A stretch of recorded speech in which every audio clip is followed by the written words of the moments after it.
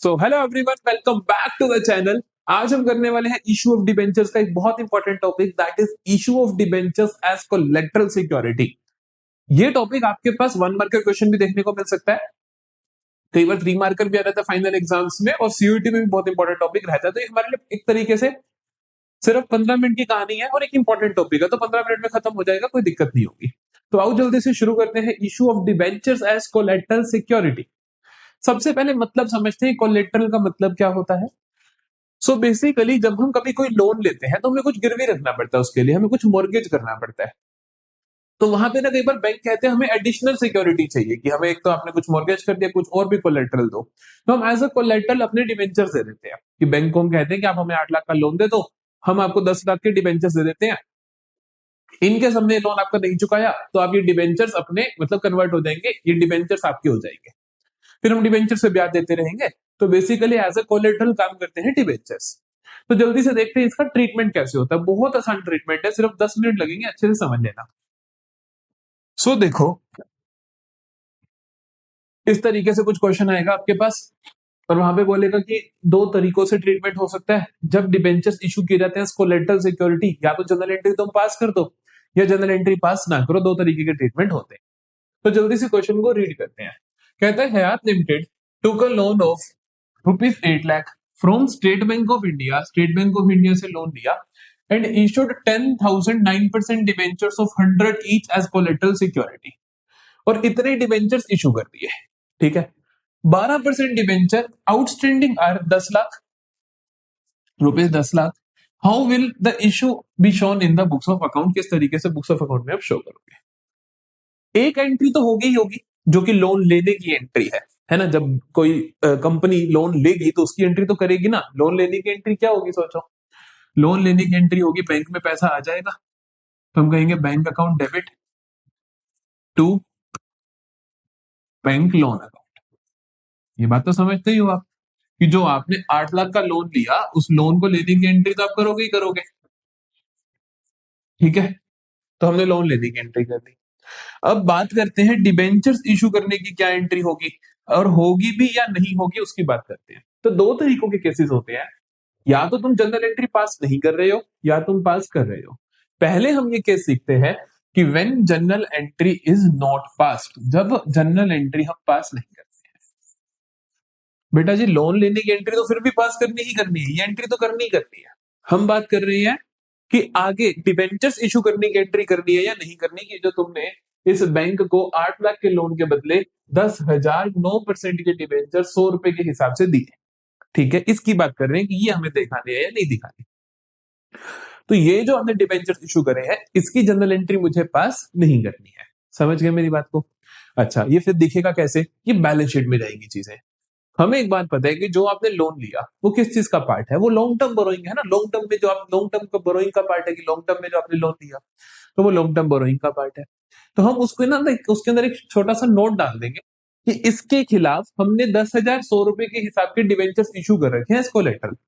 आपको मैं दिखाता हूं कैसे आपको डिस्प्ले करना है। ये इसका सॉल्यूशन है। देखो हम क्या करेंगे, हम बनाते हैं अपना extract of balance sheet. Extract बनाएंगे क्योंकि पूरी बैलेंस शीट तो हम बना नहीं रहे, उसका एक छोटा सा पार्ट बना रहे हैं। उसमें हम लिखाएंगे कि पर्टिकुलर्स, नोट नंबर और अमाउंट। यहाँ पे लिखेंगे equity and liabilities. Equity and liabilities पहली हेडिंग होती है, उसके अंदर पहली हेडिंग नॉन करंट लाइबिलिटी, और यहाँ पे लिखेंगे long term borrowings. Long term borrowings में जाके आप एक अमाउंट लिख दोगे। अभी अमाउंट नहीं लिखोगे, पहले आप एक नोट नंबर डाल दो, क्योंकि अमाउंट अभी हम नोट में निकालेंगे। क्योंकि जो भी बैलेंस शीट की डिटेलिंग्स होती है आइटम्स की, उनको हम बैलेंस शीट में शो ना करके उसका अलग से नोट्स टू अकाउंट बनाते हैं, और हम नीचे बनाएंगे that is notes to account. ये क्या है मेरा, नोट्स टू अकाउंट। बेसिकली हम क्या करते हैं कि ये जितनी भी मेन मेन आइटम्स होती है उनकी सबकी information, complete information notes to account में देते हैं। बैलेंस शीट के अंदर हम सब कुछ भर नहीं देते, कि ताकि कोई बंदा देखे तो उसको आसानी से बैलेंस शीट एनालिसिस कर सके। जिसमें ज्यादा डीप में जाना है तो भैया तो नोट्स टू अकाउंट पढ़ ले, उसके अंदर हमने हर चीज की डिटेल दे रखी है। तो हम अब इस लॉन्ग टर्म बोरिंग की डिटेल यहाँ पे देते हैं। ये अमाउंट आप यहाँ पे निकालोगे, फिर वहां लिखोगे, अभी आपको नहीं पता, ठीक है। हम लिखते हैं कि हमारा नोट नंबर है 1, हम पहला नोट बना रहे हैं लॉन्ग टर्म बोरिंग्स का। बनाए, हमने कहा कि 12% डिवेंचर। क्वेश्चन ने बोला कि मेरे पास पहले से ही है डिवेंचर्स 12% डिबेंचर्स आउटस्टैंडिंग, आउटस्टैंडिंग का मतलब होता है कि आउटस्टैंडिंग है, देने रहते हैं, मतलब पहले से ही आपने इतने डिबेंचर्स इशू कर रखे हैं।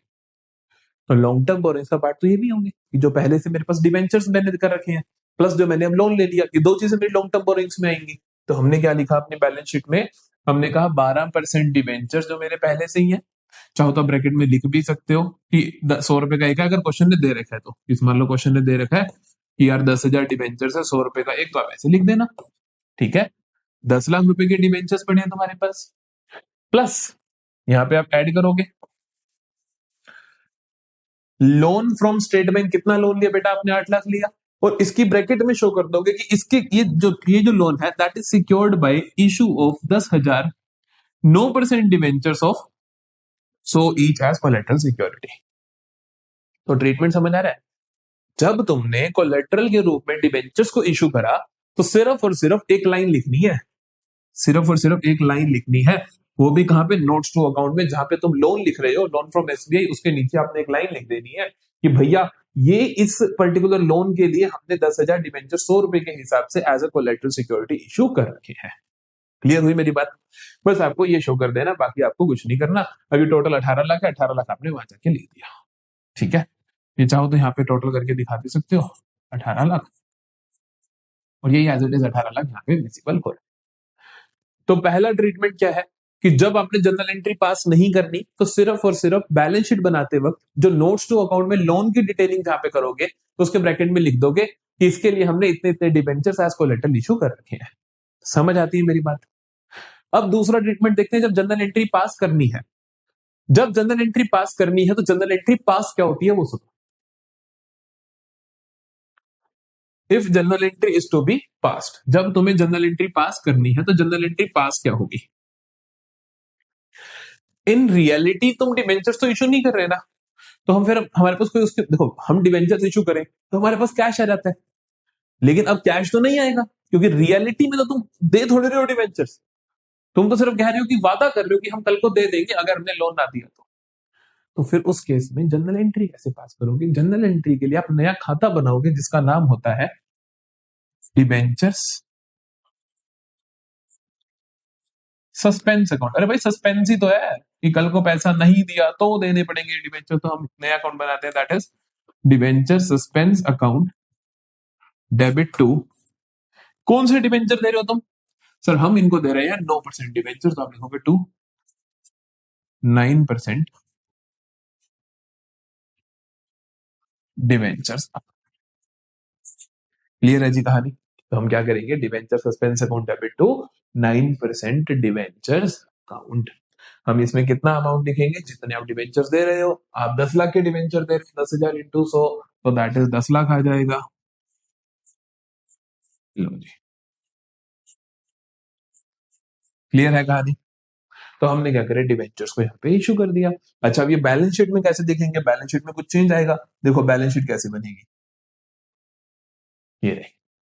देखो लॉन्ग टर्म बोरोइंग्स नहीं बढ़ेंगी, वो तो 18 लाख ही रहेंगी। ये थोड़ी कि तुमने कुछ ये एक्चुअली में तो इशू करेंगे नहीं क्योंकि, लेकिन डिस्प्ले कैसे करोगे? वही equity liability extract of balance sheet non current liability long term borrowings, note number डाल दोगे, अमाउंट अब बाद में लिखेंगे। नोट्स टू अकाउंट बनाएंगे नीचे, ये क्या है मेरा नोट्स टू अकाउंट। इसमें हम सबसे पहले तो लिखेंगे कि लोन फ्रॉम एसबीआई हमने 8 लाख का लिया, 12% आउटस्टैंडिंग डिवेंचर्स है ना, क्वेश्चन में लिखा होता कि पहले वाले डिवेंचर वो भी 10 लाख लिखोगे। लोन फ्रॉम एसबीआई लिख दिया 8 लाख का, 10 लाख के पहले वाले डिवेंचर्स लिख दिए। अब बारी आती है जो 9% डिवेंचर तुम अब इशू कर रहे हो इस लोन के लिए कोलेटरल के रूप में, उसकी आपने जनरल एंट्री पास करी है। तो वो कैसे शो करोगे? वो ऐसे शो करोगे कि देखो हमने 10 पर 10,000 9% debentures of 100 each issued as collateral security 10 lakh, हमने 10 लाख के इशू करे। लेकिन ये बोरोइंग बनी तो नहीं है ना अभी, कभी ऐसा तो नहीं हुआ कि हमने उनको दे ही दिए, तो हम इसको तो 10 लाख तो नहीं यहाँ पे लिख दूंगा कि 10 लाख थोड़ी जोड़ दूंगा लॉन्ग टर्म बोरोइंग्स में, तो इसमें से माइनस कर देते हैं हम, that is debenture suspense account. 10 lakh का ही बैलेंस आ जाता है 0। क्या बोलूंगा, ये एक तरीके से फॉर्मेलिटी पूरी कर रहे हो, क्योंकि अब आपने जनरल एंट्री कर दिया तो आपको बैलेंस शीट में शो करना पड़ेगा, तो फॉर्मेलिटी पूरी करने के लिए हमने बोला कि भाई साहब 9% debentures account 10 lakh minus debenture suspense account 10 lakh is equal to 0। इस तरीके से आप डिस्प्ले करोगे इसको बैलेंस शीट में। समझ आई मेरी बात? ये आया टोटल आपके पास 18 लाख। 18 लाख आपको यहाँ पर जाकर दिख जाएगा। तो कितना छोटा सा टॉपिक है, बिल्कुल आसान सा टॉपिक है कि हमने कहा कि डिबेंचर्स इशू करो एज कोलेटरल सिक्योरिटी। तो आपको क्या करना होगा, अगर जर्नल एंट्री पास कर रहे हो तो एंट्री करोगे debenture suspense account debit to debentures account, और अपने बैलेंस शीट में नोट्स टू अकाउंट में लिख दोगे कि इतने इतने debentures minus debenture suspense, basically net balance 0। लेकिन तुम जर्नल एंट्री अगर पास नहीं कर रहे हो तब क्या करोगे आप, तब आपने क्या करना है, कुछ एंट्री पास नहीं करनी, और जब बैलेंस शीट बनाओ नोट्स टू अकाउंट में जहां पे लोन लिखोगे, लोन के नीचे ब्रैकेट में लिख देना कि इसके लिए हमने 9% debentures 10,000 debentures of 100 each as collateral security हमने इशू कर रखे हैं। समझ आई बात? तो ये दो तरीके की प्रेजेंटेशन आपने सीखनी थी। आज की क्लास का काम खत्म हुआ। सो अब मिलेंगे हम नेक्स्ट क्लास में। Next class is going to be very important, जहां पर हम बात करेंगे issue of debentures for with conditions on redemption, की रिडम्पशन के कंडीशंस के साथ हम डिबेंचर्स को कैसे इशू करते हैं। फाइनल पेपर में हर साल 6 नंबर का क्वेश्चन फिक्स होता है, गारंटीड होता है, और ये 6 नंबर सबसे आसान 6 नंबर होते हैं गेन करने पूरे के पूरे पेपर में। So that is going to be very important. Next class में मिलेंगे, अच्छे से यहाँ तक खत्म करें।